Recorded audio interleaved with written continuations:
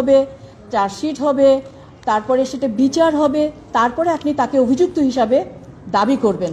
তার আগে তো আপনি তাকে অভিযুক্ত হিসাবে দাবি করতে পারেন না। কিন্তু প্রসিকিউশন কি করছে? মনের মাধুরী মিশিয়ে উনি এখানে বলতেছেন এই হয়েছে সেই হয়েছে। এই যে উনি এত হিউম্যান রাইটসের কথা বলেন, এখানে যে 3,000 পুলিশ মারা হয়েছে সেটা নিয়ে কি প্রসিকিউশন কোনো কথা বলে? তাদের কি হিউম্যান রাইটস নাই? তাদের যখন তাদেরকে যখন পেটানো হয়েছে, ঝুলিয়ে রাখা হয়েছে, তাদের কি কোনো হিউম্যান রাইটস নাই? তাদের হিউম্যান রাইটস আছে কি না আছে বলেন? এই যে অনেক মানুষকে, আর আরেকটা বিষয় আমি বলি, এই যে প্রসিকিউশন আরেকটা আমাদের যে গেজেট হয়েছে একটা, যে কতজন আমাদের লোক এখানে, কতজন ছাত্র মারা গেছে, এই গেজেটটা নিয়ে আমি একটা প্রশ্ন করে যেতে চাই আপনাদের কাছে। সেটা হচ্ছে যে এখানে আমি একটা লিস্ট পেয়েছি 800 সামথিং।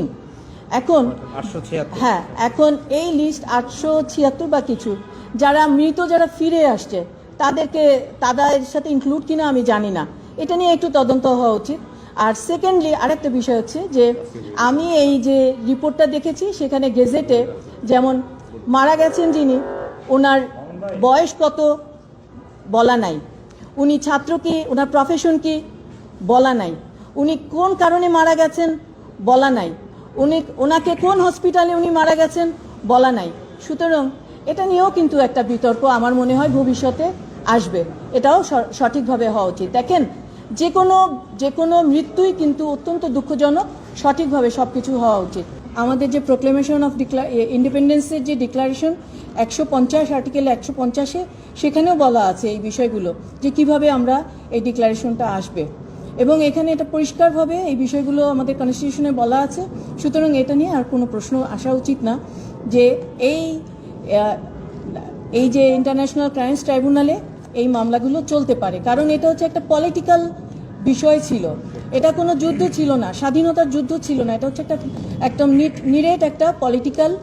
এটা হচ্ছে যেমন ধরেন একটা গাছের যে বিভিন্ন ডালপালা থাকে, ঠিক ওরকমই ক্রাইম। এটা যুদ্ধ, ওয়ার থাকতে হবে। ওয়ার থাকলে ওয়ারের সময়ে যে আপনার যে জেনোসাইড হয়েছে, ওয়ারের সময়ে যে অ্যাবডাকশন হয়েছে, ওয়ারের সময় যে রেপ হয়েছে, এগুলো হচ্ছে মেইন যে কগনেট ল, যেটা মাদার ল হচ্ছে ওয়ারটা থাকতে হবে। এবং এই ট্রাইব্যুনালটা এই কারণেই, আপনি যদি মনে করেন যে হ্যাঁ আলাদা করে আপনি বিচার করবেন, আমাদের দেশের যে প্রচলিত আইন আছে সেই আইনে কিন্তু অলরেডি এই বিষয়গুলো নিয়ে কিন্তু মামলা হয়েছে, এবং মামলা কিন্তু চলমান, এবং এটা হচ্ছে আবার দ্বিতীয়বার কিন্তু এখানে আবার এসছে, এই একই অপরাধী নিয়ে আবার দ্বিতীয়বার এসছে। এবং শুধু তাই না, আপনারা যদি মনে করেন ওনারা আবার ট্রাইব্যুনাল করবেন, কিন্তু এই ট্রাইব্যুনালে হবে না। আইনের নিয়ম হচ্ছে, যে কোনো আইন যখন আপনি যে কোনো কোর্টে, যখন আপনার বিরুদ্ধে একটি অ্যালিগেশন আসে, সেই কোর্টে আপনি যাবেন, যে যদি আপনি মনে করেন যে আপনার এই কোর্টের সেটা অধিকার নাই, এখতিয়ার নাই, সেটা আপনি ওই কোর্টে যে বলতে পারেন। আমরা এই কারণেই এখানে এসে এটা বলেছি, যেহেতু এই কোর্ট আমার বিরুদ্ধে একটা অ্যালিগেশন নিয়ে এসেছে এবং আমাকে এখানে শোন অ্যারেস্ট দেখানো হয়েছে, সেই কারণে আমরা এই কোর্টে এসে বলেছি যে না, আপনার এই এখতিয়ার নেই। আমরা অবশ্যই উচ্চ আদালতে যাব, যদি আমাদের পছন্দ মতো এখানে যদি দেখি যে না, এখানে আমরা যে অ্যাপ্লিকেশনটা করেছি, আমাদের অ্যাপ্লিকেশন যদি রিজেক্ট হয়, অবশ্যই আমরা উচ্চ আদালতে যাব।